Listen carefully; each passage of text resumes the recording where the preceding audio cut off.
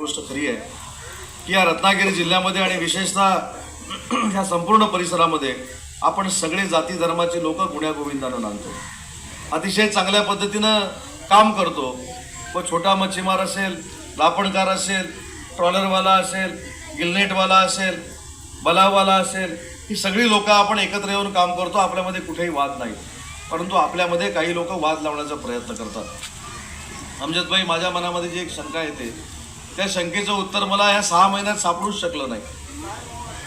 काल रत्नागिरी जिल्ह्यामध्ये आपल्या सगळ्यांची एक मागणी होती जी 6 महिन्यापूर्वी एकनाथ शिंदे साहेबांनी, देवेंद्रजी आणि अजितदादांनी पूर्ण केली. ती मागणी काय होती?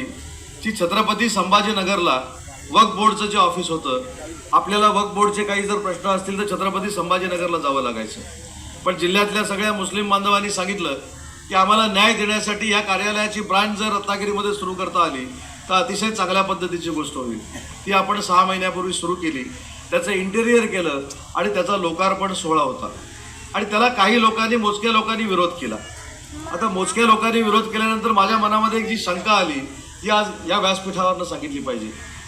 त्याच्यामध्ये प्रश्न तुमचे सुटणार आहेत, परंतु 2-3 महिन्यापूर्वी लोकसभेची जी निवडणूक झाली त्याच्यामध्ये जे खोटं नाटं सांगितलं गेलं, त्या खोटं नाटं सांगितल्यामुळं काही मंडळी, काही लोक यांनी मतदान उबाठाच्या बाजूनं केलं.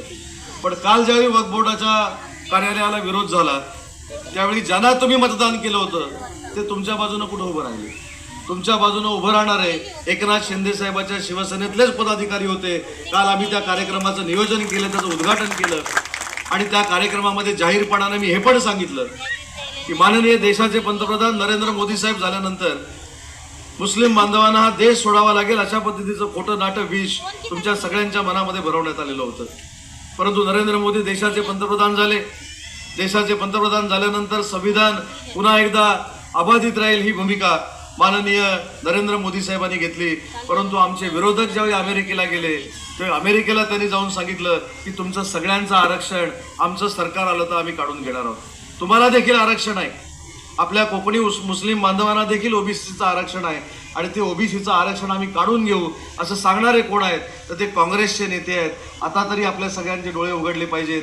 जे तुमचं जेटीचं काम करतायत, जे तुमच्या सुखदुःखामध्ये कायमस्वरूपी येत आहेत, जे तुम्हाला लाडकी बहीण म्हणून पैसे वर्ग करतायत, अशा लोकांचं समर्थन भविष्यामध्ये करावं एवढीच विनंती आज या कार्यक्रमाच्या निमित्तानं मी करतो. आज एवढी सगळी गर्दी बघितल्यानंतर अमजदभाई, काही लोकांच्या पायाखालची वाळू देखील सरकणार आहे. पण त्याच्यामध्ये तर आमचा दोष काय, भयांचा दोष काय? तुम्ही न केलेली कामं आम्ही 10 वर्षामध्ये करतोय. तुमच्या सगळ्या समाजांना, जातींना, धर्मांना आम्ही न्याय मिळवून देतोय. तर अशी गर्दी ही आता आणि अशीच गर्दी ही कायमस्वरूपी आता राहणार आहे. त्याच्यामुळं तुम्ही देखील निर्णय घेतला पाहिजे की जी विकासाची कामं फार चांगल्या पद्धतीने या राजापूर तालुक्यामध्ये होत आहेत ती कोणाच्या माध्यमातून होत आहेत याचं देखील आत्मचिंतन आपण सगळ्यांनी केलं पाहिजे. अमजदभाई आता मला सांगत होते की पाण्याची नळपाणी योजना, अमजदभाई तुम्ही अजिबात चिंता करू नका. पाण्याची योजना असतील, पाकाड्यांची कामं असतील, रस्त्याची कामं असतील, जेटीची कामं असतील, ही आता आम्हीच करणार आहोत. आता दुसरा कोणी इथं काम करायला येणार नाही. याची जबाबदारी तुम्ही सगळ्यांनी जर स्वीकारली तर तुमचं एकही काम या परिसरामध्ये शिल्लक आम्ही ठेवणार नाही. हा शब्द माझ्या वतीनं आणि भयांच्या वतीनं या कार्यक्रमाच्या निमित्तानं मी आपल्याला देतो. आज मोठ्या संख्येनं आपण या ठिकाणी जमलात त्याबद्दल मनापासून आपल्या सगळ्यांचे आभार मानतो आणि आपले सगळ्यांचे आशीर्वाद विकास करणाऱ्या महायुतीच्या मागे राहू देत एवढीच विनंती करतो आणि थांबतो. जय हिंद, जय